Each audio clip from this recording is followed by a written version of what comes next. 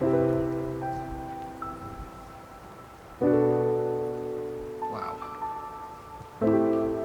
That was harder than I thought it was going to be.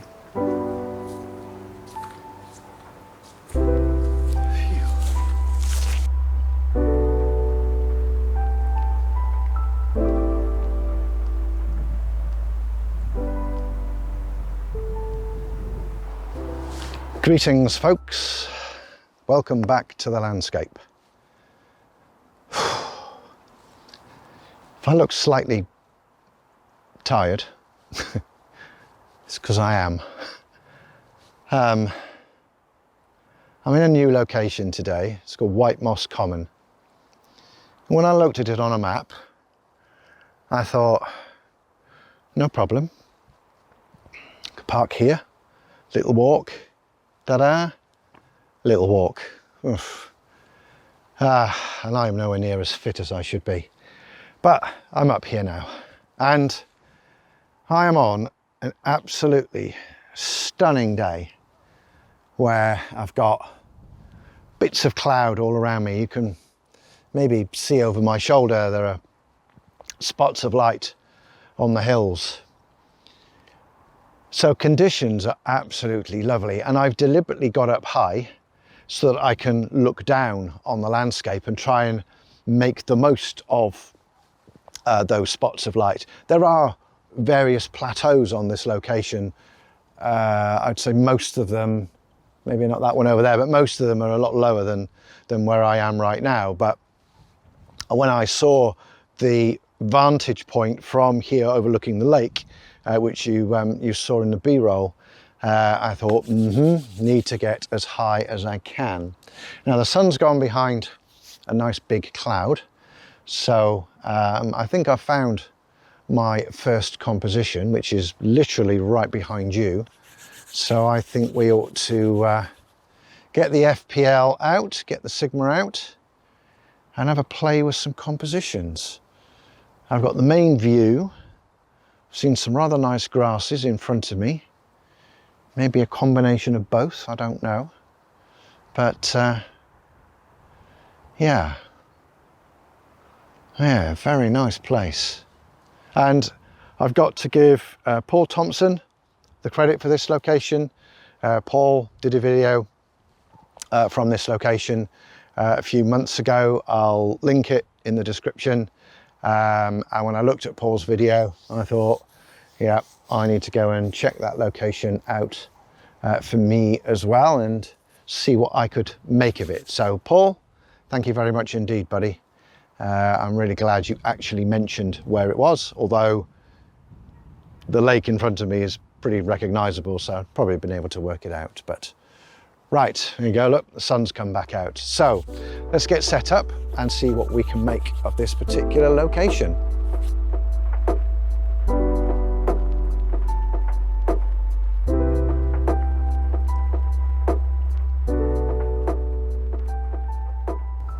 Oh my heavens, I've just hit record. Look at the light behind me. Oh my heavens above. Oh gosh, that's maybe even better than what you saw on the B-roll. Right, focus, focus, focus. I love the way the light cascades over the land, but also the way that, because the sun's at quite a low angle, I've actually got layers of shadow in front of me. It's bright at the foreground, mid-ground is relatively dark, and then you've got a bright background. And oh, I'm still holding the sky as well. Thank heavens for grads. I'm gonna do one more.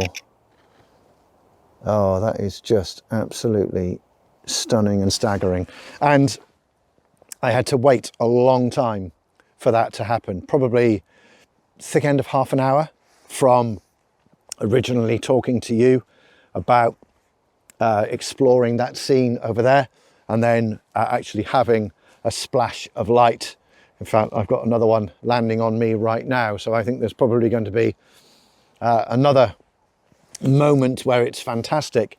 Compositionally, it's actually really, really simple.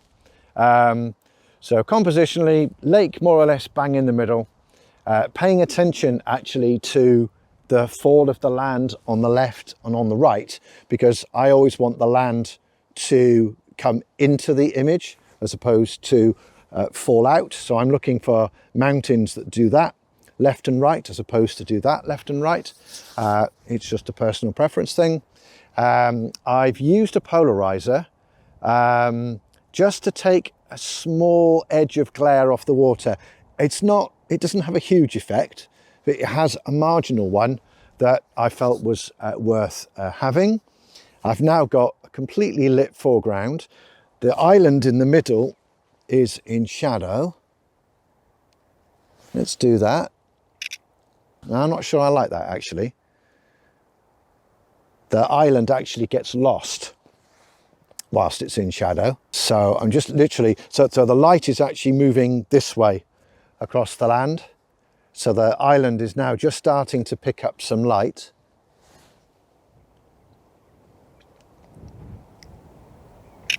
And I've still got that idea of layers. I mean, I must have taken 20 or 30 images of this scene. It's absolutely fantastic. What else can I talk about? Yes, so when I first composed the scene, I put some grads over the sky, and I was really struggling to hold the sky. I know you can do, multiple exposures and and then blend them together afterwards, but I think I like the challenge of trying to use the tools that I've got to try and get it right in one frame, and I couldn't. It was either way too dark to hold the highlights or way too bright. However, the makeup of the cloud has changed such that I've got a 0.75 hard grad in there, and I can now hold the sky and the land. But when I was struggling with it, it suddenly occurred to me that, well, the draw of this scene is the light on the land, not necessarily what's going on up in the sky. So why get hung up about what's going on up in the sky? Create a frame, all right, it was a letterbox frame, but create a frame that encapsulated the light on the land. So that's exactly what I did. It doesn't take anything away from what I was trying to do. In fact, I think it probably added to it. I'm just going to take one more frame, because I think if I don't, I'll regret it. Now I'm just going to recompose that one. Remember to focus hue. I talk a lot about having compositional balance in my images, and the way the light was falling just then, I had a shadow over here, but I didn't have a shadow over there. I was lit over there. And that to me creates a slightly unbalanced frame. Now, all I needed to do was recompose slightly. In other words, move the camera until it points more to the left. And, I had sort of two lumps of shade left and right, and I had that nice balance. Okay, the lake wasn't bang in the middle, but I think the shadow balance is probably stronger in terms of an irritation than the lake being bang in the middle. Focus. So focus, I think, is quite tricky on this scene, because hopefully you can see, it's quite a deep scene. So I've gone for my usual mantra of a third in, and a third in is roughly the trees that are down here at the bottom of the valley. I've gone for those because there's quite a bit of detail in the image, sort of in the midground and the island and beyond. The hills right in the distance, right, if they're ever so slightly soft, I don't think you're necessarily going to notice. I think the key elements in the scene being sharp are the foreground trees, and that's because they're quite skeletal. The leaves have come off them, so you've actually got the tree trunks, and you can see them quite clearly because the bark is quite bright. So I've tried to make sure they're sharp. There's some trees on a spit heading out into the lake. They're quite skeletal. I've made sure they're sharp, and I think the island also is a bit of a draw. So focusing on these trees, f16, I think will ensure that all of that is sharp or acceptably sharp for the viewer. And I've used the depth of field preview to try and make sure that that choice is correct. I haven't just, excuse me, left it to chance. Now, I do like these grasses, and I would like to make something of these grasses. I love the way that they're lit. Also, they're waving in the wind. Now, whether I can make something of them with the land beyond, I don't know. I think I'd want the land beyond shaded and the grasses lit so that the grasses were more prominent. I don't know. And then if you look at them this way, so from me to you, they're actually they're quite red in terms of colour. And I noticed that as I came up, I was sort of looking straight at them and they were quite red. So I think there is an opportunity here to try and recompose and see if I can include some of these grasses. Maybe these ones right here. Yeah, these ones right here, right in front of me, but also waiting for that light component. Yeah, okay, let's recompose.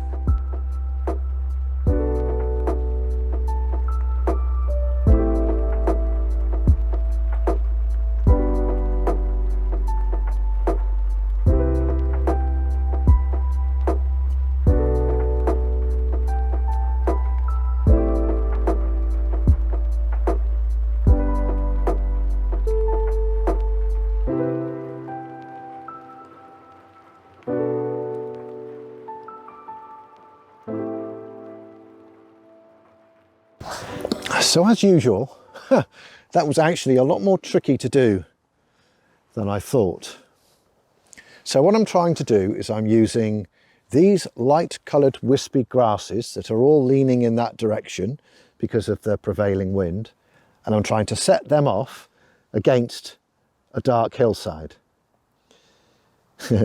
So in order for that to work, I need the lighting conditions to be absolutely spot on. In other words, this lit, that's not.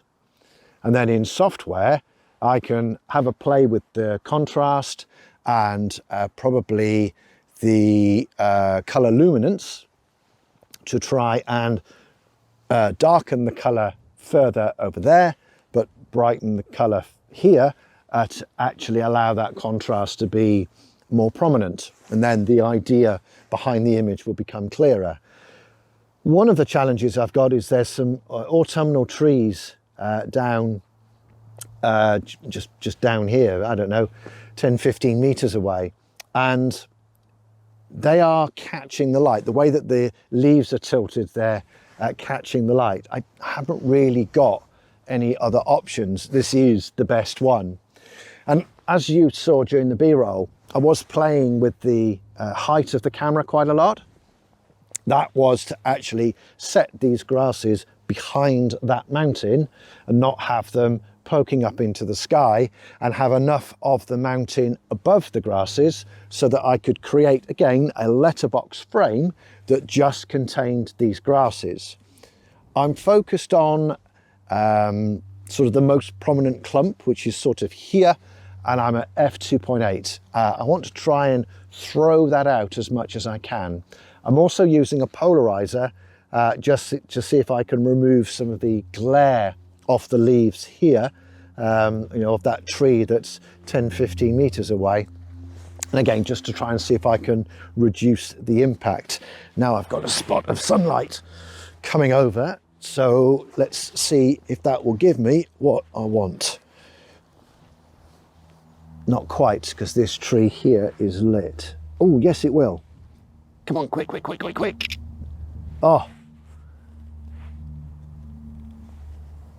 I'm going to do one more. I've got the low battery light flashing at me. Will it do one more for me? Yes, it will. I like that. I like these grasses because they are definitely part of my experience up here. And they say as much about being up here, or my experience of being up here, as the wider view.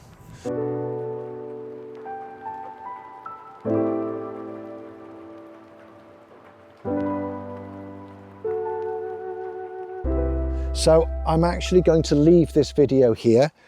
2 scenes, lots of time playing with it. I mean, I think I've probably been up here a couple of hours and I've probably only come away with 2 pictures. What's the time? Yeah, about 2 hours, and I've only come away with 2 pictures. But I think 2 pictures that say something about my experience up here, and I think that's important, to come away with those 2 memories. So if you've liked this video, please give it a thumbs up. If you're not already a subscriber and you like landscape photography, please do consider becoming a subscriber. It's free and you can unsubscribe at any time. Right, I'm going to move on because I'm starting to get a bit thin in the middle. I think lunch is calling. And until we're back out in the landscape again, everybody take care, stay safe and stay well, and look after each other. Bye for now.